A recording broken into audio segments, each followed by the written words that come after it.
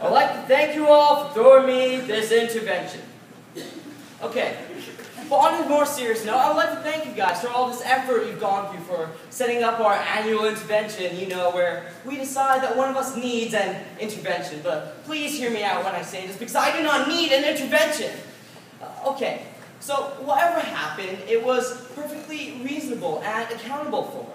It was sane, it was predictable, it was perfunctory, and perhaps done with a little flourish. But all necessity does compel me to say this. It was not my fault! You see, it all began one crystal clear Monday morning. I was calmly strolling on my way to work. My boss drives up beside me, rolls down his window, and says, "Hey, Sheesh, you headed to work?" I was outraged. I could not believe that he had the audacity to treat me like that. Even though I was aggravated at his approach, I remained calm. And I did not overreact to this situation. But he continued. He went on to say, "You're looking like it's a little bit late, but it's all right, I'll see you at work." Oh, that was it. I had it with that guy.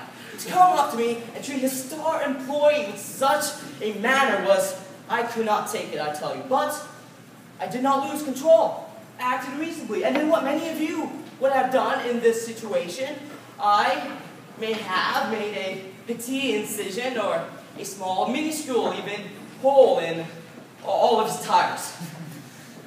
Okay, fine, I slashed his tires, all right? But I had a reason, I had a purpose, I had an explanation. And continuing on that same thread of thought of purposes and such, the reason I wanted to give the speech and waited until our annual dinner to do so is because I believe that there comes a point in everyone's life where they must choose a path less traveled, and this was it for me. Now I must depart from the realm of whimsicality and enter that of plain, honest truth, so that I may convey what I must and explain to you the rationality of my actions. You see, we live in a world where actions may be unwittingly misinterpreted, where we cannot be who we are to our full potential because we are afraid that in some way or another we are breaking too many boundaries. We do not have the same courage that used to inspire us to take great leaps of faith. Ladies and gentlemen, I have been labeled with anger management issues. Alright? Does that mean because I went too far, that I pushed too many boundaries, that I now must live within the cage of anger management issues? Okay. Now, ladies and gentlemen, I'm going to tell you what this means. It means the society could not take the I was determined to be different. The society could not take the I was not satisfied with the way things were. Society could not take the I desired for more. Because you see, all I did, ladies and gentlemen, was that I chose to challenge my better understanding, to seek a greater truth. I chose to step outside my front door to see what the sun feels like. I sailed in the turbulent waters to know which way the current goes. I danced with the devil to test the finesse of hell.